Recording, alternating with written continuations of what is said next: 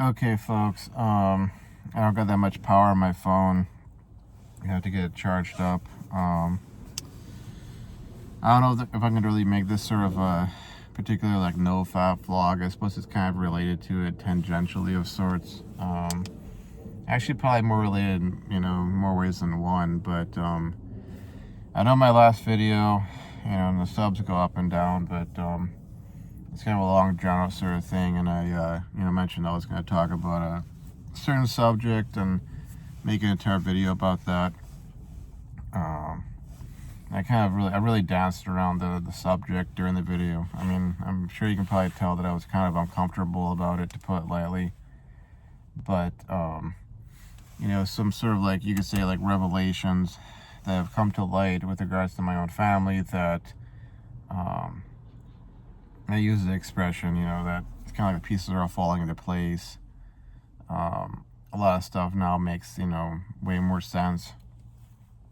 But, it does tie in with the whole PMO compulsion or addiction, or problem, let's just say, because of the fact that, I've used, or I've made the statement repeatedly that so much of the thing with PMO that really makes it what it is to a lot of guys is that it's like a coping mechanism. And it's one of the ones that, either doesn't get talked about or gets talked about in a context wherein men are being shamed for, looking at, let's just call it adult content, and engaging in certain behaviors while, observing that sort of material. And sort of like, oh, this is a sign of the weakness of these, of these men. Why don't they just quit that, et cetera, et cetera. They're destroying themselves. They're destroying, marriages, families, society, et cetera, et cetera. They're just weak. They need to, insert XYZ statement that, whether it's an expression like, manning up, or they need to take responsibility, or they just need to quit, or what have you. But, truth is that for a lot of us, I'd say probably for the majority of us, who are at all involved with Nofap, or just, are abstaining, let's just put it that way, to kind of get it beyond just the whole scope, of Nofap, because, I say there, and this is, a can of worms that people get into talking about, some of the issues in the Nofap community, some of the quote-unquote extremists, if you will, people who take it into really weird territories. But for a lot of us, it's this massive coping mechanism. And I've talked about a lot of the, I now, openly label it as, abuse or trauma that I've gone through within my own family. In particular, how either I was directly treated or indirectly treated, by female members of my family. Basically stuff like lashing out and emotional manipulation and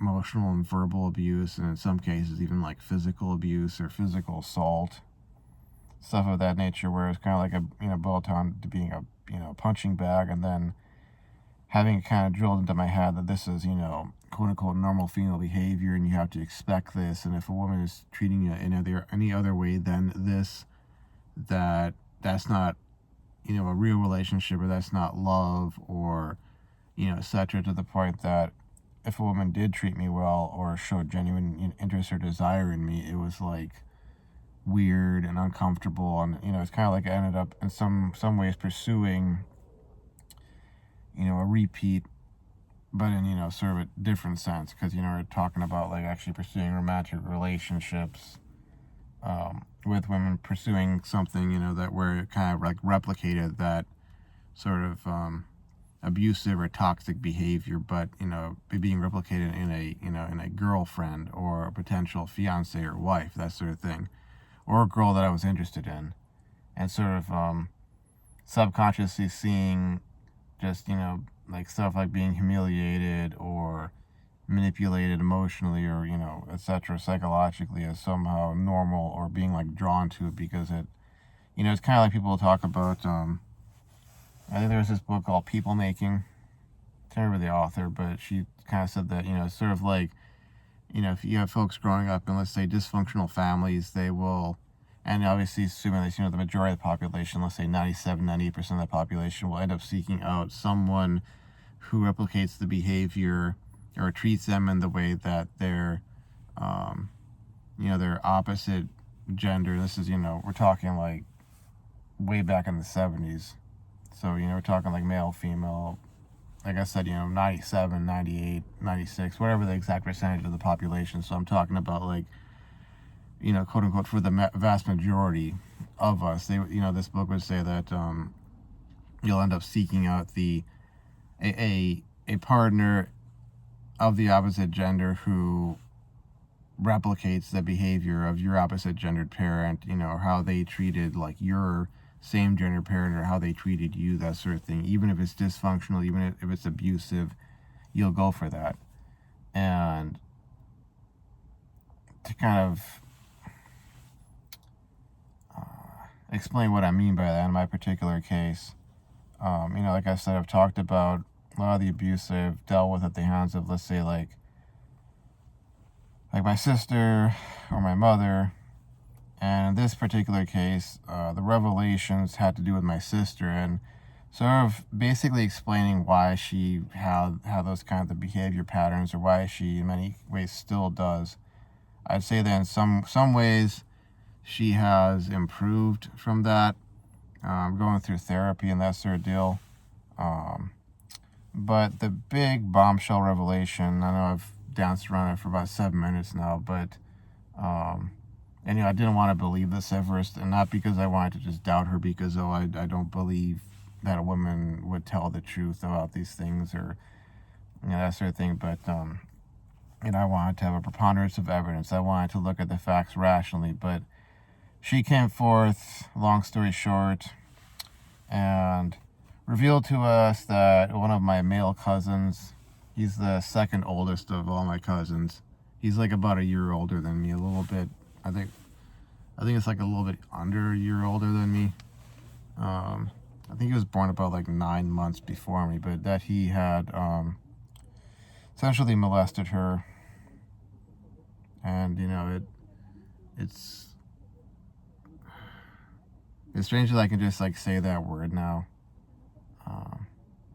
And I still I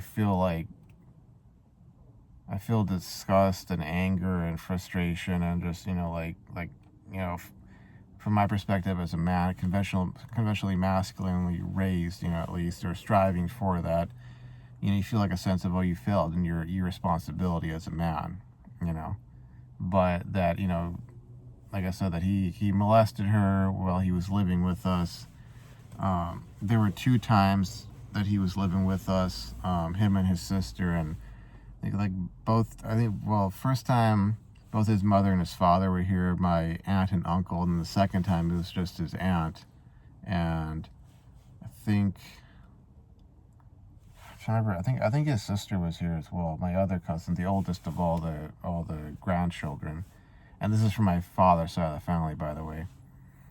Which, yeah, there's so many more layers to it, because cultural differences and religion and etc., which just makes it even more of a toxic brew. But that's what she revealed to us, and the timing of it, and sort of my perspective on intergender dynamics and the nature of women, nature of men, etc.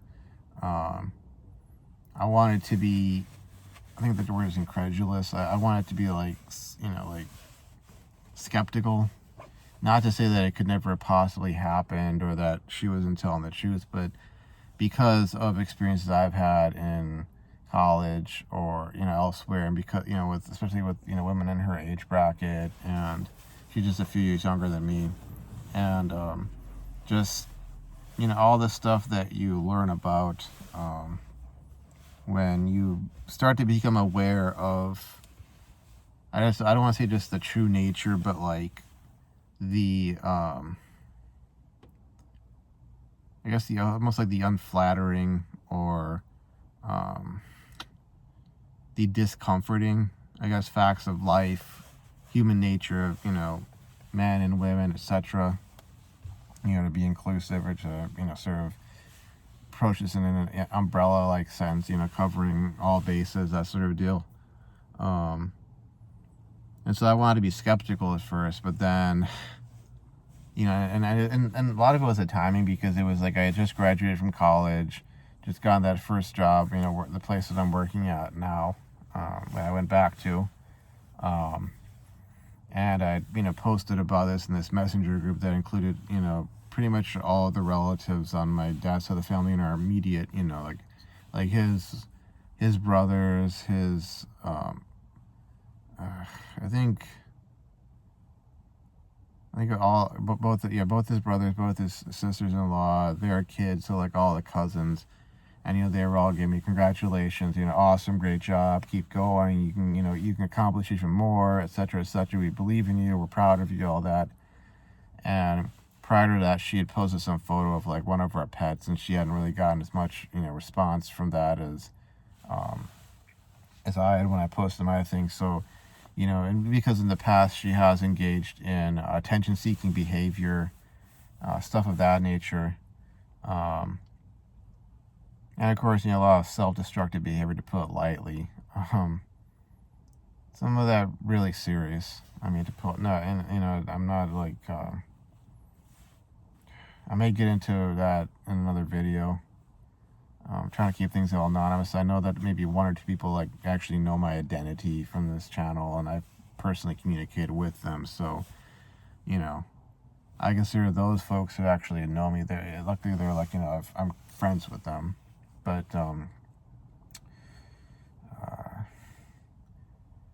timing of it, the context, maybe you want to be suspicious. But then, more recently, another cousin, a male cousin this time, let me see, he'd be the youngest of my male cousins. He came forward and said that this same cousin had molested him as well. And actually, it was beyond just, like, I don't know what if there's a gradient in terms of like, like in a court of law, would they say, oh, well, I shouldn't use the word just, because it's not a small thing, it's not a minor, oh, well, it was just this or just that. But, like how when they talk about like manslaughter versus murder, and different degrees of murder, third, second, first degree, etc. Like, I don't know off the top of my head, legal definition wise, like, okay, like, how do they define this thing over here as, this is molestation, and that thing over there as this is, the R word, rape, basically. I don't know what the dividing line is off the top of my head. I'd probably have to read up on it and learn about it. But basically, what he did to my sister was bad enough.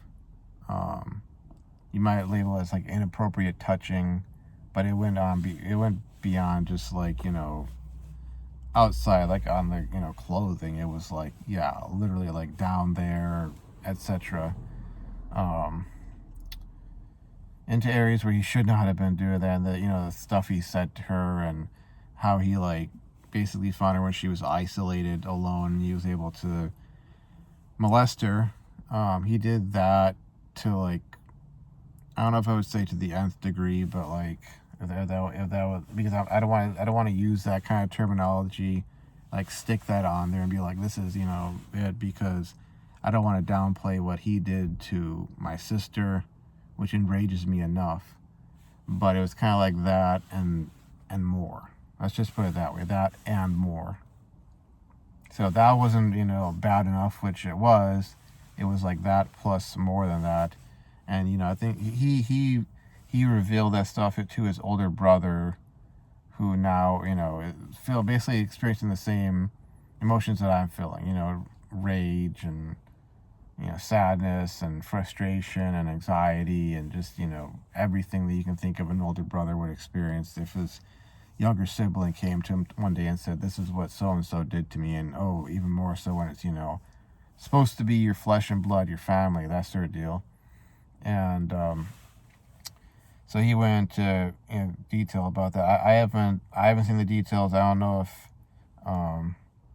the older cousin exactly like even revealed to my dad in particular, or his father. I think he revealed to his father the details that he had been related, or had been related to him. And then they relayed that to my dad, and they're trying to pursue things in a legal manner. Excuse me, through the court system, because some of this stuff happened in like in a state where the statute of limitations, and after so many years you can't pursue another court case. And then there's like the other stuff happened in a state where there is no statute of limitations, so that it can be 20, 30, 40, 50 years later, you could still pursue something, legally speaking. But they're working on that. It's this whole thing where, like, because that cousin, he's not just, evil in that sense, as to what he did, but he's also basically kind of like a parasite. He'll try and pride himself on, that he was there when my grandfather was dying, and he took care of me, did this, that, and the other for him, even though he'd obviously caused a lot of grief, even without this becoming knowledge or becoming known. He'd already caused enough grief both times that he'd stayed with us, outside of what's now being revealed. And my grandfather was actually, he said, like, I'm afraid of having him around because of his behavior. Like, even without all this, his narcissistic behavior and his, like, lashing out at people, and, like, I think he may have, like, physically accosted some folks, a handful of times. And, like, that's when my grandfather was like, I don't really want him around, but he's here, and et cetera, he's my grandson. I can't just throw him out, sort of a thing. But he's basically been living over there, overseas. Somehow, because of things we didn't know about him and the fact that he was flesh and blood and et cetera, we had him over here, and he's gotten citizenship. Let's just put it that way. So legally, he could come back here and all that to the States. Obviously now you guys, like, I think people have figured out, like, which country I live in at this point, but out here, let's just say, especially given the language I speak and the accent I have and all that, and context and things I've been referring to, even tangentially or in a sort of a tongue-in-cheek manner.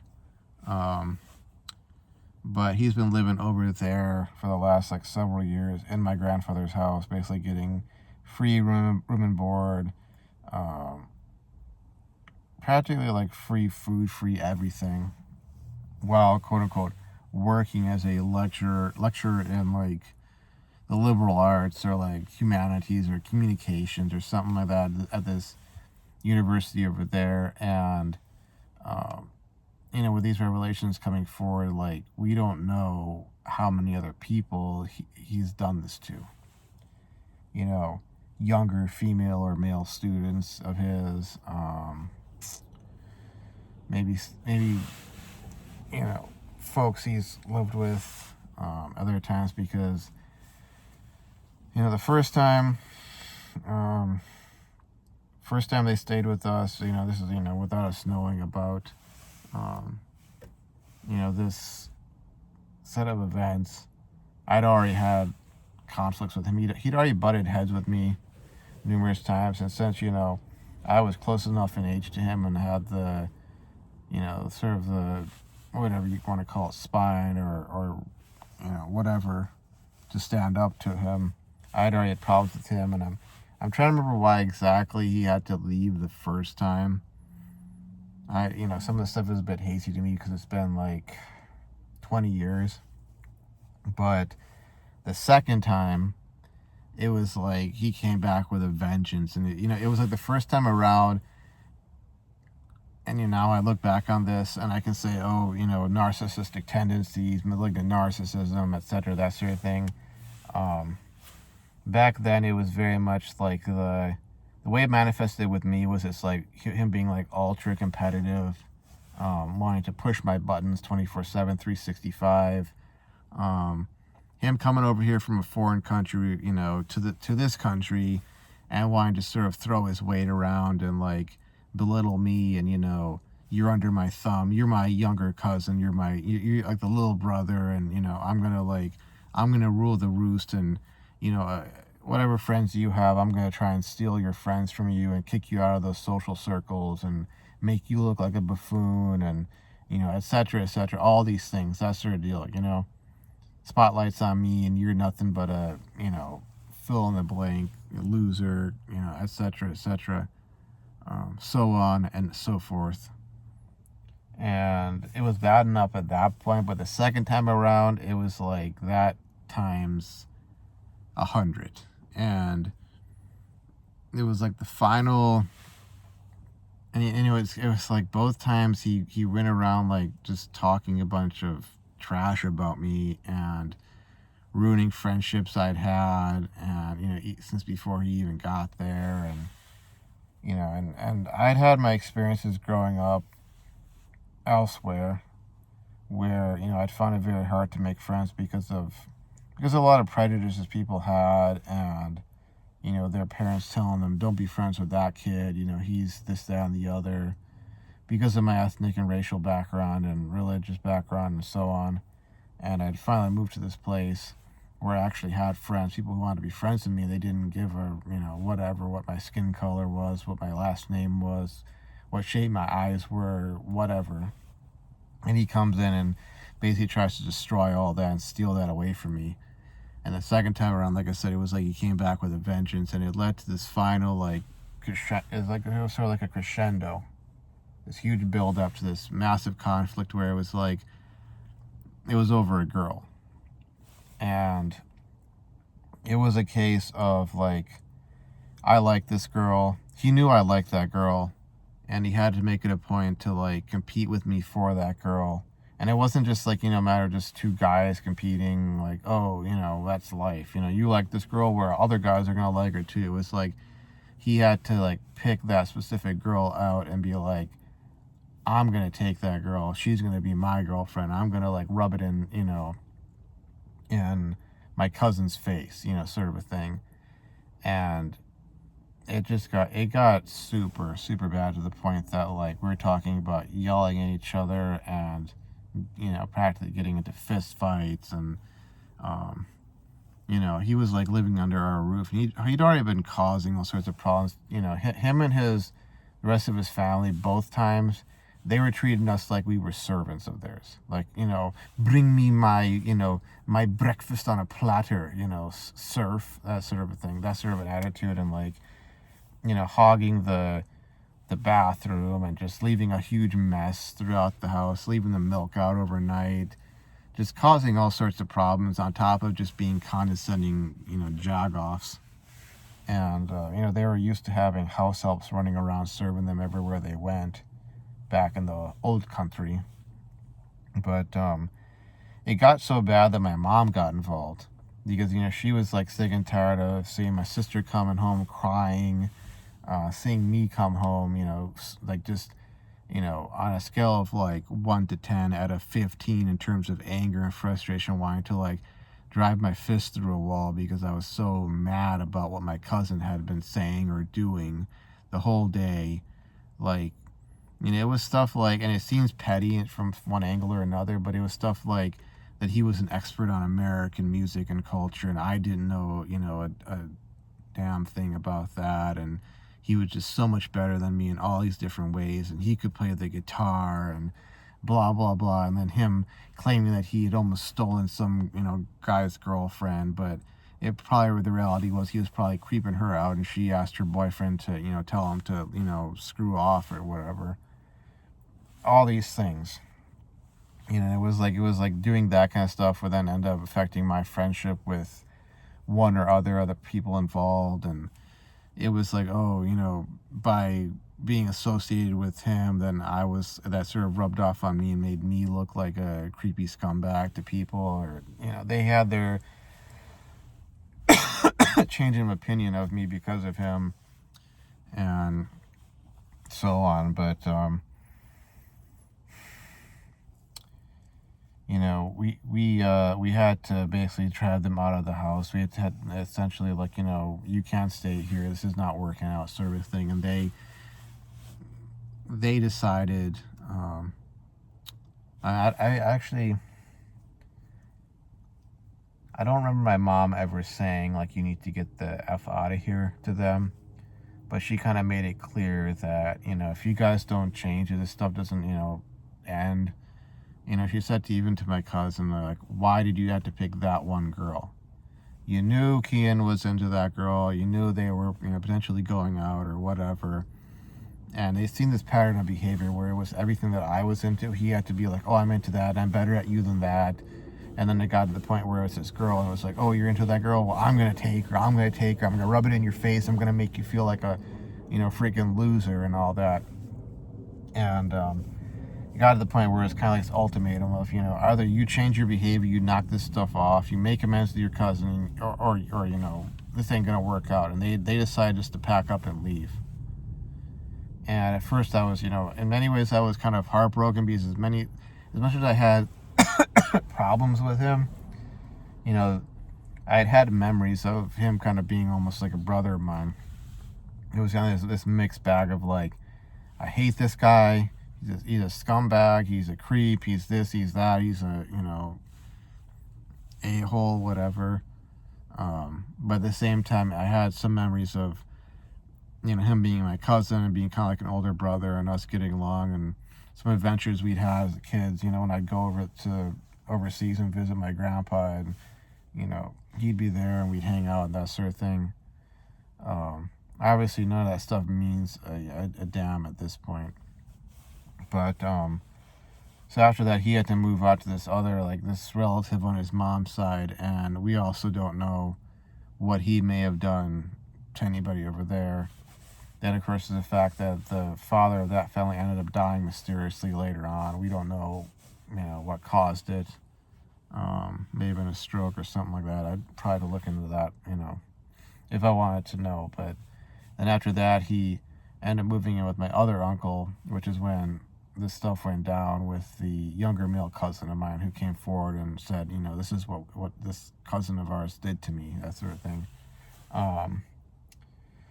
And one of the biggest things, other than all of this stuff that he has done, was he went to my grandfather, my father's father, and told him that, you know, my uncle, referring to my dad, and my aunt, referring to my mom, and then referring to both myself and my sister, had essentially been abusing him and making his life difficult, and we hadn't allowed him to succeed or to flourish. We'd stopped him, and at that point, my grandpa, you know, talking to my father, said, I only have, you know, 2 sons now, you know, basically, you're no longer my son.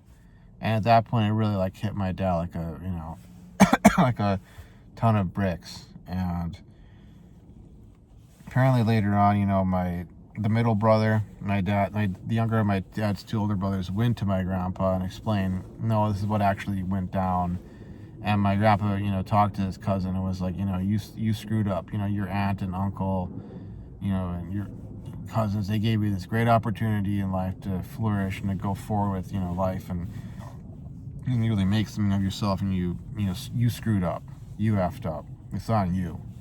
And, you know, this cousin, like, he supposedly had epilepsy as a kid, you know, petit mal seizures most likely, but he would always use that as a means later on in life to get away with all sorts of things. Oh, don't punish me, don't do this, that, the other to me, even if I did something that would warrant it, because I might have a seizure, I might, you know, this, and, you know, his parents would, you know, treat him like that, you know, hands off, no punishment, no discipline, no nothing growing up. And so he's turned into this monster where it's like he fundamentally does not comprehend the fact that other people have boundaries and rights. And even, you know, he'll go on social media and he'll be like trying to, like, say, like, things like, you know, I want to be left alone right now, you know, or you know, telling people, like, and being like this drama king, or pretending like he's, you know, oh, I want to apologize to anybody I may have hurt, or whatever the case may be. And it's like this huge virtue signaling, attention seeking kind of, crap fest.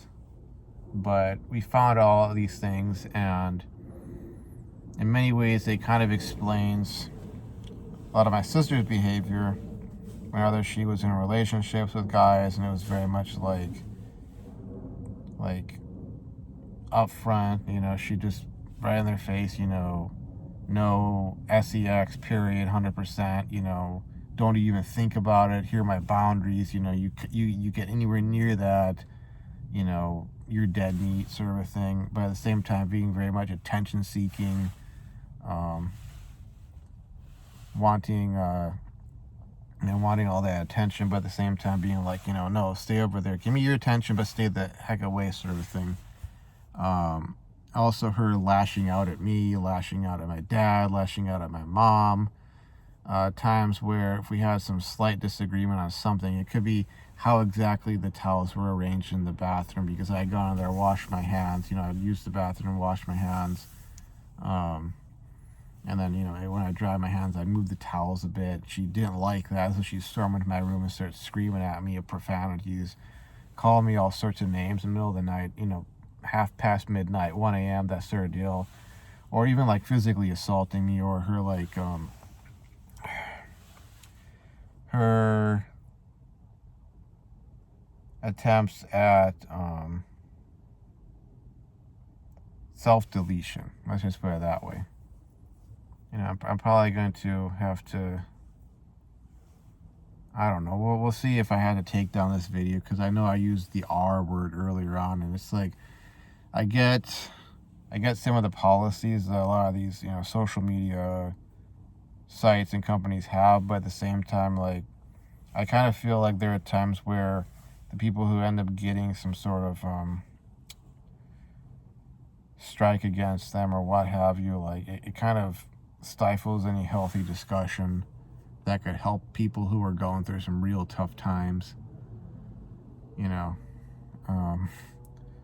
Obviously I'm not going to put it in the title, but if I gotta take down this video, I'll take it down, or I'll make it private or something at some point. But I kind of like want some feedback. But yeah, all those behaviors of hers, physically assaulting family members over the slightest, offense or perceived offense. Times she would want to like lecture me on how I need to behave to be a real man, and like that I've got to accept that every single possible woman I could be interested in has already done it with some other guy, and that I'll never get to have, or be with the kind of woman I want to be with, or that I'm a scumbag or a loser or a creep for like having any sort of let's just say sexual interest in a woman, or expressing it openly, or if I ever get married, that marriage is like, you can't have sex after you're married, it's always before, all these like things that are not true. And when I say not true, I mean in the sense of like airtight, 100%, this is just the way it is, sort of not true.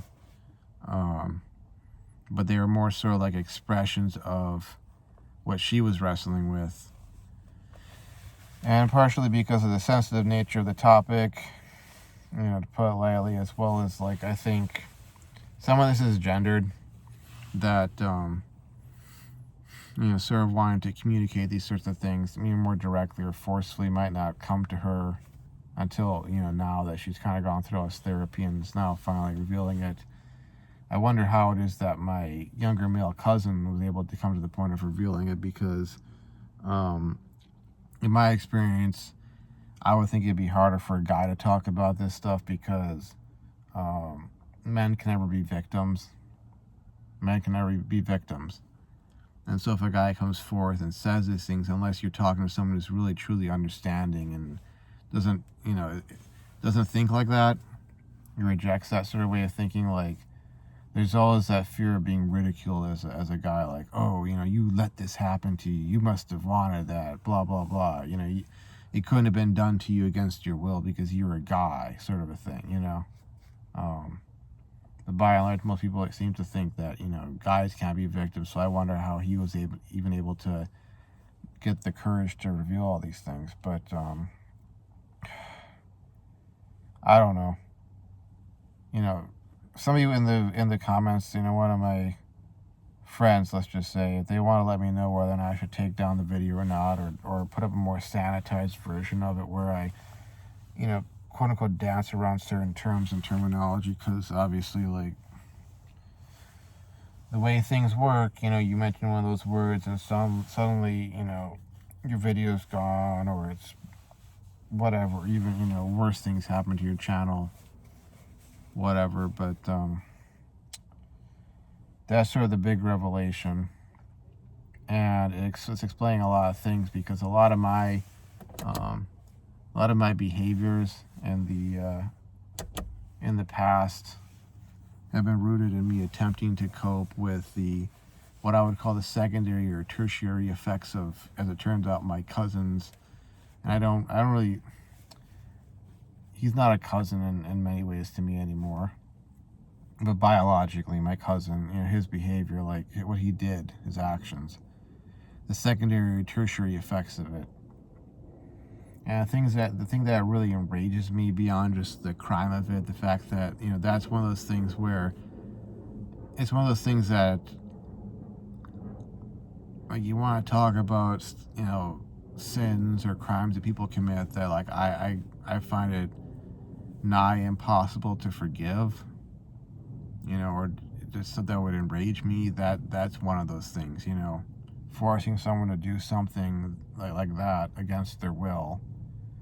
Especially when they're a child. Whatever their gender is, race, religion, ethnicity, nationality, like, no. Screw that.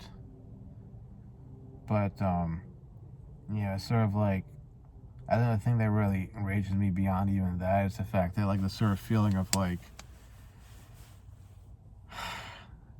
really the injustice of it all.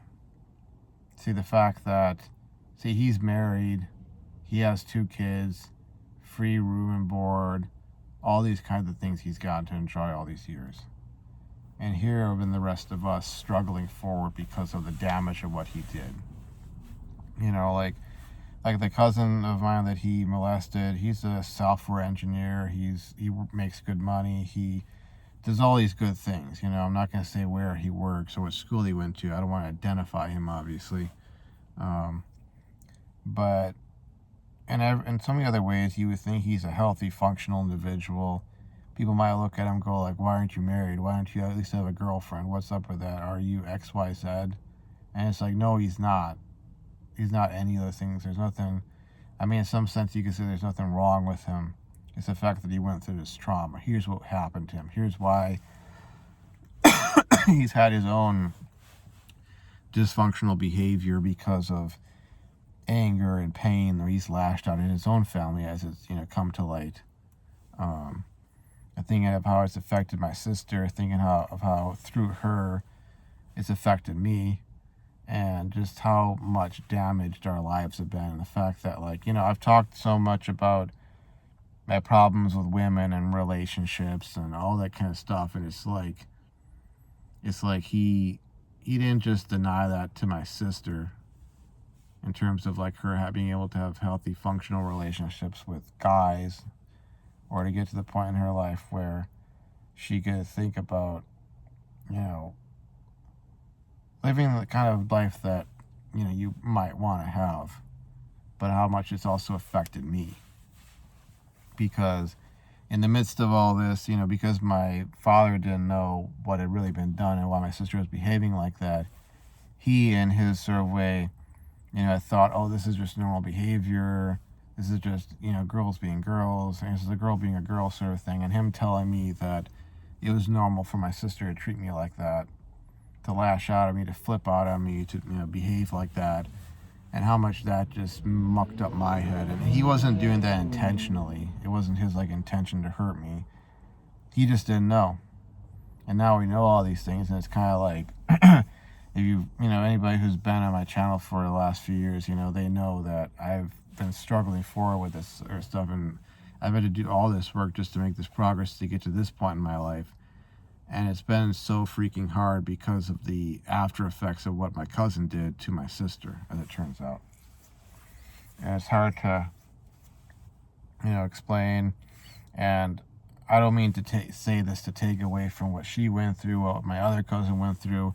I'm not trying to make myself, the center of it all, that, I'm the real victim sort of a thing. But it has affected me. And it's sort of like this feeling of a stolen life. Because I wonder what things would be like if we had never let him into our house, period. I want to wonder about that, what it would be like, where we would be at, what life really would be like. Would the things that I struggle with, what things that my sister struggles with, the things that my other cousin struggles with, like, would they be nothing burgers to us, What would life be like, Would so many of the dreams that I've felt like I lost out on, would they not be dreams? Would they be realities, for me? What about for my sister? What about for my younger cousin, What about for them? What would life be like for them? What would life be like for all of us? Because I've seen the effects of that wear down on my father, wear down on my mother, wear down on my uncle and aunt, and we never really knew why this was the case, why this was happening. It just kind of seemed like we were cursed or something like that. And now it's like, wow, okay, yeah, that explains a whole lot of it. Doesn't make it right, doesn't make it okay, but it definitely explains it. And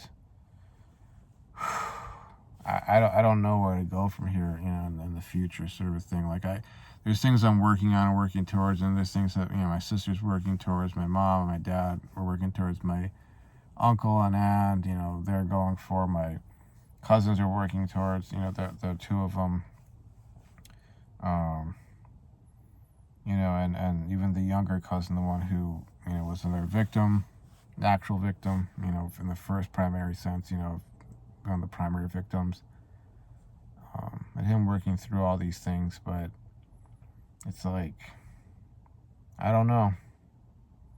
On the one hand, it feels like, life has been so damaged by what this,